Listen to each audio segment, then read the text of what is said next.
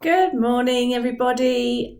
I thought I would start off today by reading you a story that I've just found upstairs in my bedroom. I've never read it before, so I thought I would read it to you this morning. So shall we start how we normally start our assemblies by saying, good morning, everybody.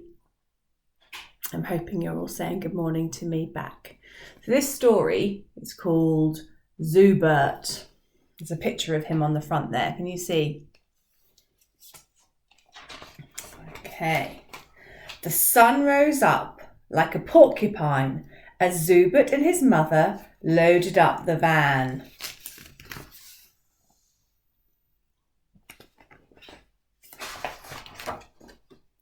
Off they went into town, delivering flowers to all the best hotels.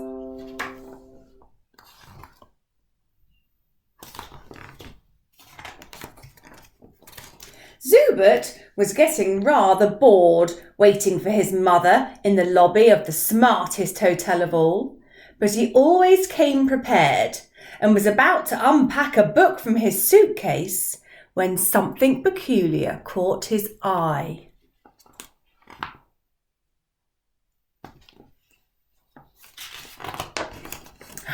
It was a flutter of exhausted Spingle-Franks snoring.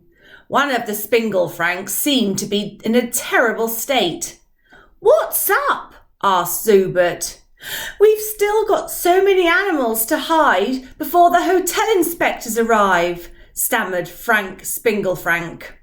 "What animals?" wondered Zubert, looking around.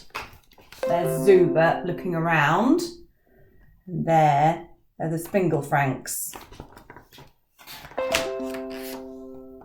"Wow!" gasped Zubert. "No!" cried Frank. "Whee!" hollered the rest of the Spingle-Franks, bounced awake by the buffalo.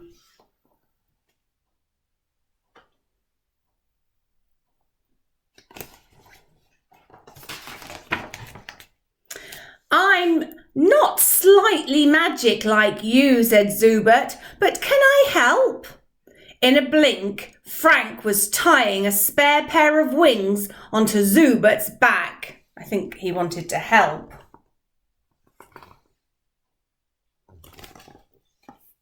Zubert gave them an experimental flutter and took off.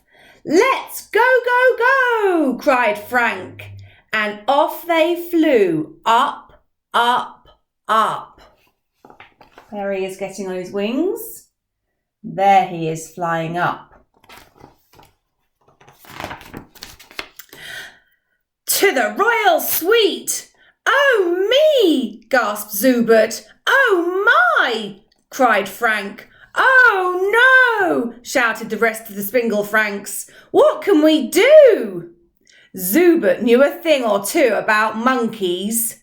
"Bananas!" he cried. "Monkeys love bananas." There's all the monkeys misbehaving.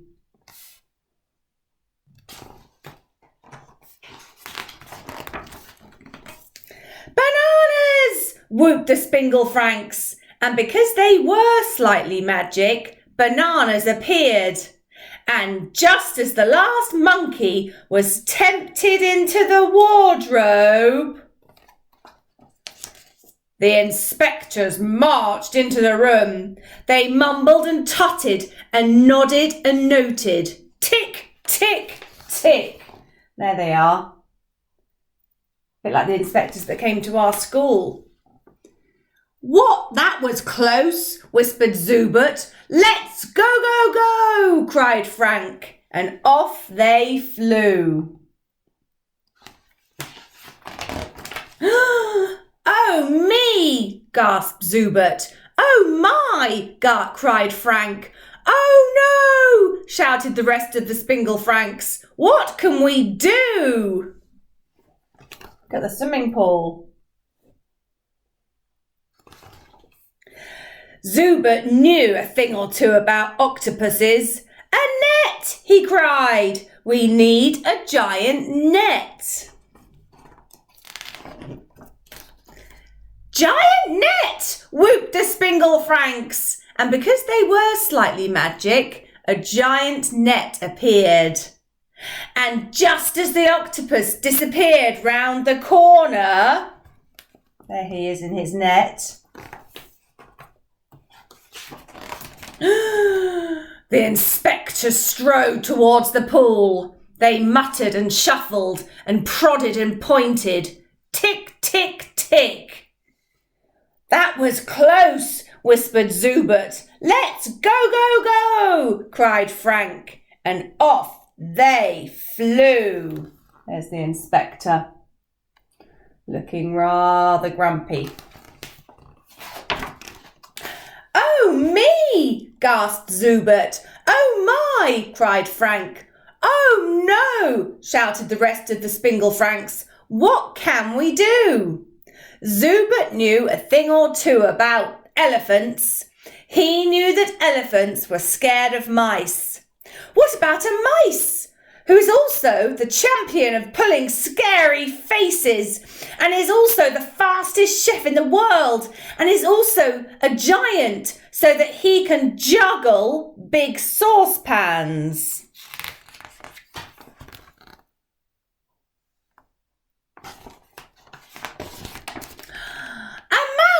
Who is also the champion of pulling scary faces, and is also the fastest chef in the world, and is also a giant so that he can juggle big saucepans, the Spingle Frank shouted. And because they were slightly magic, a mouse appeared. Wow. Look at that mouse.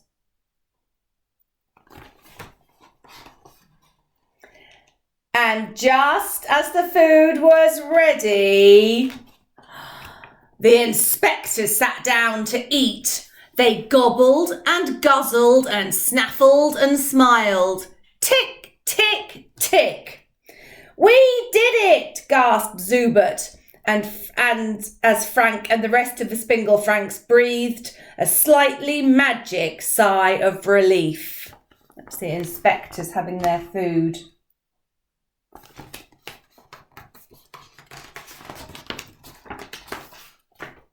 The hotel was spick and span, and so they celebrated with sponge cake and pop.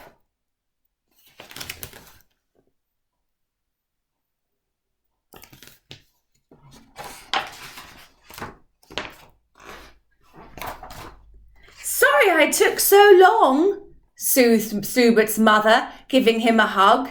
Were you terribly bored while I was gone? Zubert smiled.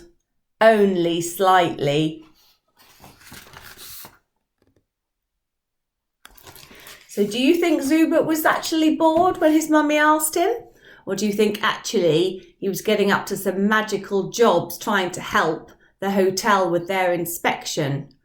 I wonder if you can remember which animals there were. What animals were there in the first room that needed bananas to make them escape? What did they find in the swimming pool? And what creature did they finally wish for to come that had to be super good at cooking and super strong? A little creature that goes squeak, squeak, squeak, squeak, squeak. Well, I hope you enjoyed that story called Zubert. What I'm going to do each day is I'm going to read out any children's names whose mums or dads or teachers have emailed me to say they've done some brilliant work. So the first person is Elizabeth Brown, who in year 1, who wrote a wonderful letter to Mr. Layden. He was very, very pleased with that this morning. He sent it straight to Mrs. Sampson to have a look at.